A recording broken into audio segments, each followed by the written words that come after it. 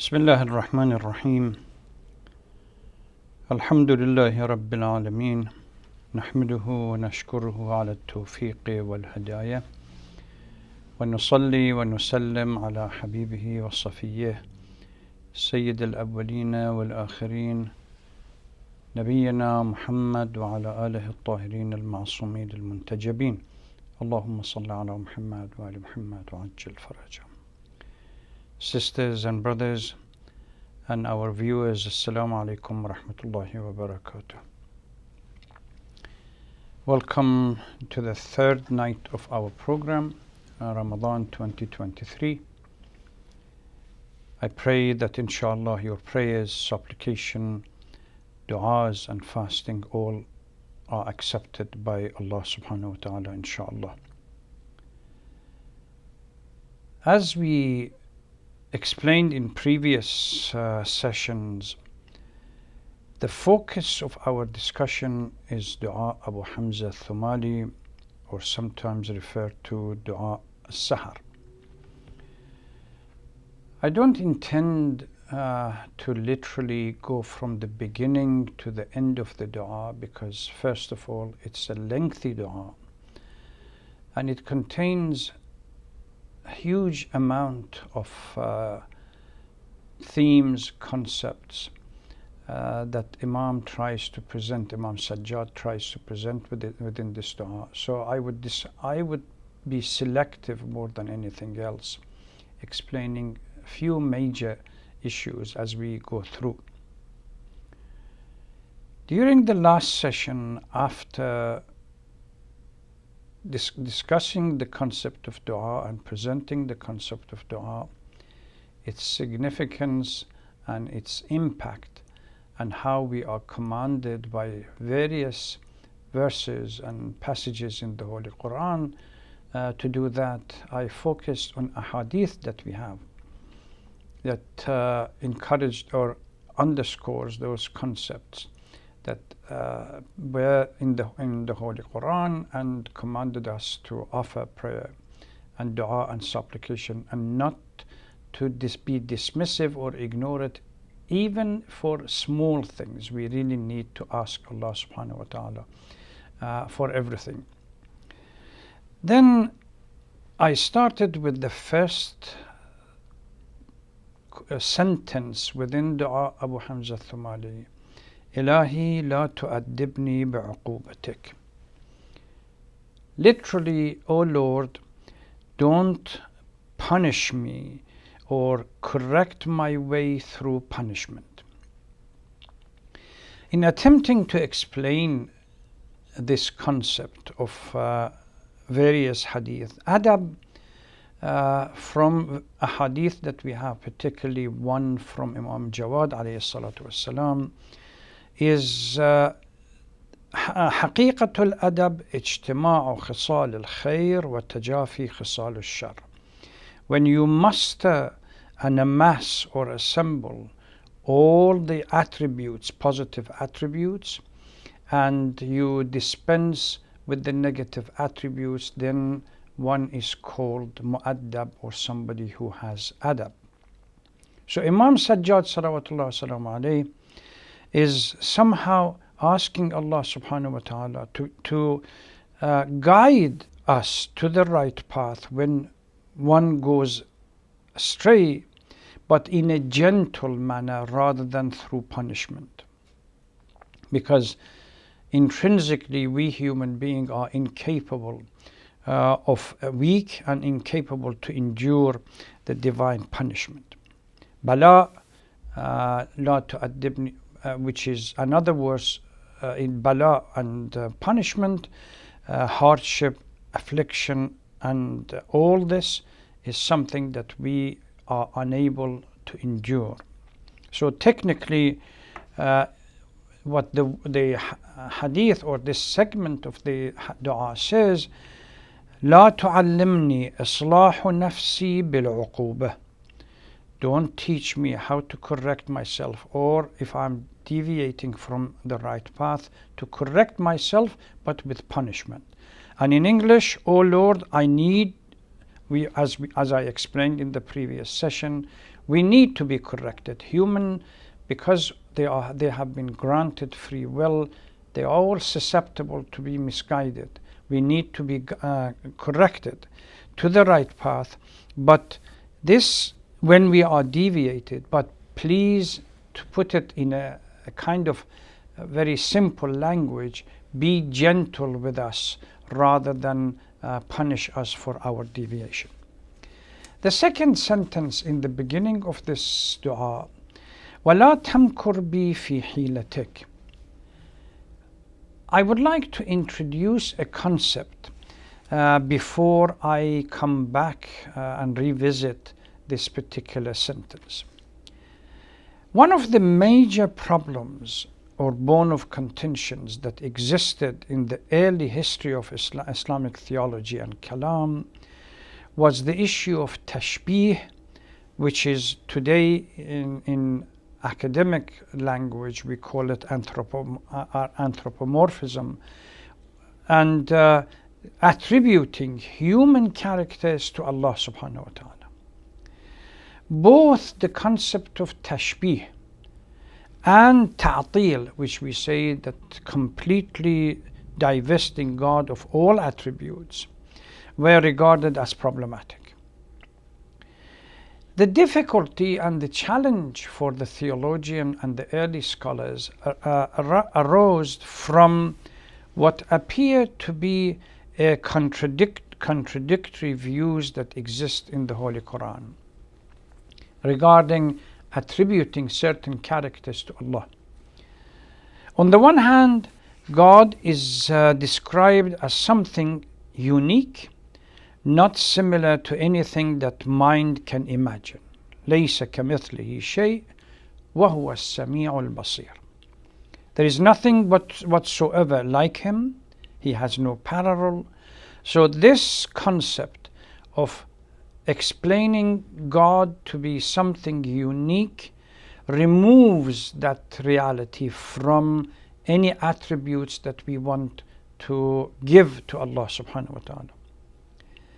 And on the other hand, we see in other passages that anthropomorphic language being used, and hearing, seeing, having eyes, hand, yadullah fawqa aydihim, aynama tuwallu fathamma wajhullah, the concept of wajh being used, and talking, listening, sitting on the throne, etc., etc. These are what appears in a number of verses. So Muslim theologians were perplexed on how to deal with this conundrum, kalam or theological conundrum. And some argued, including the Shia scholars, argued that such concepts and idioms are due to the fact that we really don't have a proper language to be able to describe Allah's attributes in a way that deserves Allah. So the failure is due to the inability of language to express when we say Allah is Sami', hear, or Basir, can see. Allah sits on the throne, or Allah ayna wajhullah or yadullah fawqa aydihim. Exactly what do we mean by these phrases? So these scholars, they said because it is the linguistic failure to be able to explain, we should not interpret them literally. So when we say yadullah fawqa aydihim, should not literally expect or visualize or conceptualize that Allah has some kind of a hand, that this hand is over the hand of others. Ash'ari theologians, on the other hand, they maintain that these terms must be recognized literally. But if we were to recognize them literally, it's going to cause huge amount of problem. The disconnect between laysa kamithlihi shay and at the same time attributing anthropomorphic language to Allah. They say we shouldn't ask question how. So ignore it and leave it as just purely a mystery that we don't understand.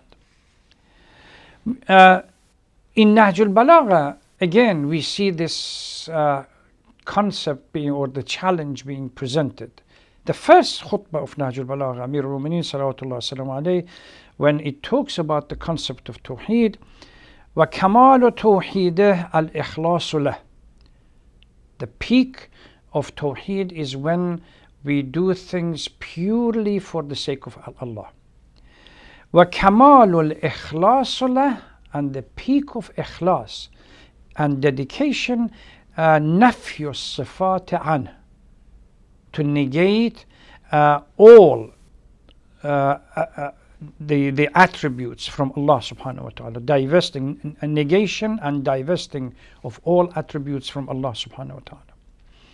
While we see in in number of verses in the Holy Quran, هو القادر العليم الملك القدوس الجبار المتكبر, a number of attributes or traits are attributed to Allah subhanahu wa ta'ala. Soon, even during these nights, although it's recommended, we normally don't do it, we wait until the nights of power to go for Du'a Joshan Kabir.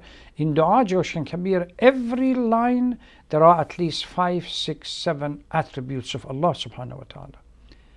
So how do we bring these two concepts, on the one hand, which caused huge amount of challenge for the early theologian and jurist, how do we bridge these two concepts? On the one hand, Allah is so unique, and because of that there is laysa kamithlihi shay'. And on the other hand, even Quran in a number of verses attributes human characters, or at least words that we use on a regular basis in our own linguistic communication to regarding Allah subhanahu wa ta'ala. The answer that Shia scholars at least and few others have given is that these two concepts are unique and they are different. It should not be interpreted in the same manner.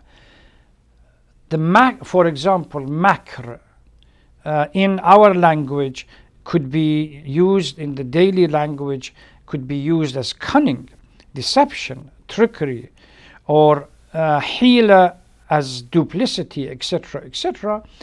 But when we talk about Allah subhanahu wa ta'ala, it's a totally different concept that we need to understand exactly. And we normally can by looking at the verses of the Holy Quran and the context under which these words are being used.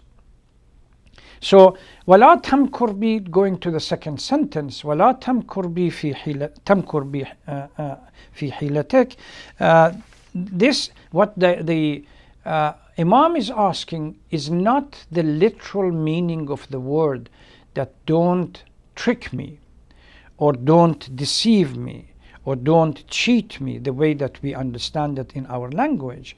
What the context, which means taking it literal, what Imam is trying to explain, that when we focus on the words such as makr or hila, and we look at it from the Quranic point of view, it means when you plan, in the process of planning, and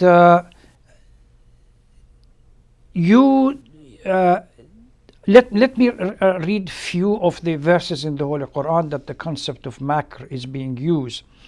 إِذْ يَمْكُرُ بِكَ الَّذِينَ كَفَرُوا لِيُثَبِّتُوكَ أَوْ يَقْتُلُوكَ أَوْ يُخْرِجُوكَ. They planned to hold you captive, kill you, or expel you. So when we see the makr is being attributed to human being, it's in the negative sense. وَيَمْكُرُونَ وَيَمْكُرُ اللَّهُ وَاللَّهُ خَيْرُ الْمَاكِرِينَ. And here, although the makr is being attributed to the kuffar as well as to Allah subhanahu wa ta'ala, kuffar is the negative sense, which is the usual deception, trickery, and cunning. But when it comes to Allah subhanahu wa ta'ala, no, it's khayrul makirin. So the makr and is the best. Or وَمَكَرُوا مَكْرًا وَمَكَرْنَا مَكْرًا. They planned or they devised a negative plan, and we devised a different plan. So we have in Arabic language that says makrullah bil-asi amhalahu wa makkanahu min ad-dunya. It brings in a concept that we have talked about that in the previous lectures before. When Allah to allow the disobedient person the freedom to do what they like, and ultimately to go through sink deeper into the sinfulness and disobedience of Allah. So when we talk about Allah subhanahu wa ta'ala as makr, وَلَا تَمْكُرْ بِي فِي حِيلَتِكَ, means don't allow me, don't permit me in your planning of things, don't allow me to slip into deeper and deeper disobedience. So hila and makr in this context, it's should be interpreted as to be permitted, one to be permitted to gradually sink deeper and deeper in sinfulness and to disobedience. So grant me. There is another verse in the Holy Quran, Surah Al-Qalam. وَأُمْلِي لَهُمْ إِنَّ كَيْدِي مَتِينٌ. I would allow them, I grant them all the material privileges to sink deeper and deeper into sinfulness. And there is another concept, the concept of istidraj, where Allah subhanahu wa ta'ala, for those who forget about Allah's or forget about their relationship with Allah subhanahu wa ta'ala, puts them through a process of slippery slope. Istidraj means gradually sinking. وَالَّذِينَ كَذَّبُوا بِآيَاتِنَا سَنَسْتَدْرِجُهُمْ مِنْ حَيْثُ لَا يَعْلَمُونَ. We allow them, we give them, those who reject our signs, we shall gradually get them close to punishment in a manner that they don't perceive, by constantly by allowing them, providing them with the privilege, that all the material privilege that they are looking for, so that they continue disobeying and going through the life as they wish, and ultimately sinking themselves into the abyss and into the punishment. This understanding is very close to another dua from Imam Zainul Abidin salawatullah salamu alayhi, Du'a Makarim al-Akhlaq. There is a section in Du'a Makarim al-Akhlaq that Imam Sajjad salawatullah salamu alayhi asks Allah subhanahu wa ta'ala to grant him longevity so long as the life is spent in the service of Allah subhanahu wa ta'ala and in submission to Allah. وَعَمِّرْنِي مَا كَانَ عُمْرِي بِذْلَةً فِي طَاعَتِكَ. Give me long life so long as this long life is spent in submission and in your service. فَإِذَا كَانَ عُمْرِي مَرْتَعًا لِلشَّيْطَانِ فَاقْبَضْنِي إِلَيْكَ. And if my life becomes the running field for shaitan, that longevity I do not want, and remove me. So here what Imam Sajjad is talking about, this issue of وَلَا تَمْكُرْ بِي فِي حِيلَتِكَ, that don't allow, in your planning, in your wisdom, as you try to plan, do not permit me to the freedom to do whatever I want, and follow the concept of istidraj and tamkeen, that ultimately I'm going through this slippery slope and sink further and further into sinfulness and disobedience. So makr here should not be interpreted, although, it's part of that discussion that I had earlier regarding the use of language or attributing certain characters to Allah that we normally use it in our daily life. Call it the anthropomorphism, that the challenge that existed in the early history of Islam. So Imam, in the first part, asking Allah subhanahu wa ta'ala, in the first section of the dua, asking Allah subhanahu wa ta'ala to guide him, not that that we humans don't need guidance, to guide us when we somehow go astray, but because intrinsically we are incapable of accepting or tolerating Allah's wrath, not to do it in an angry manner with calamities, but do it gently. And in the second, وَلَا تَمْكُرْ بِي فِي حِيلَتِكَ, Imam Sajjad is asking that when you try in your absolute wisdom to plan things for me, please do not allow me to sink further and further into disobedience, where ultimately will be punished. The third section is another concept that inshallah we will deal with in next session, where the concept of absolute poverty of an abd and the servant before Allah subhanahu wa ta'ala is presented, and this is how we should approach Allah when we offer our dua, supplication, that we really don't possess anything.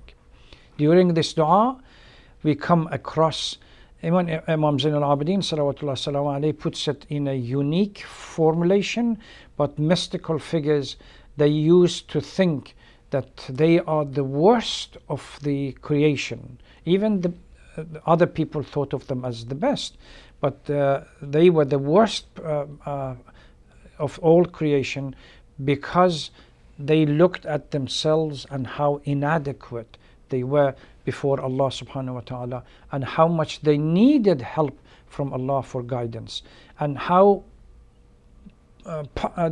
call it poor and destitute they were when it came to Allah's mercy and rahmah and guidance. Inshallah we will deal with that in the next session. Thank you again for watching and for listening.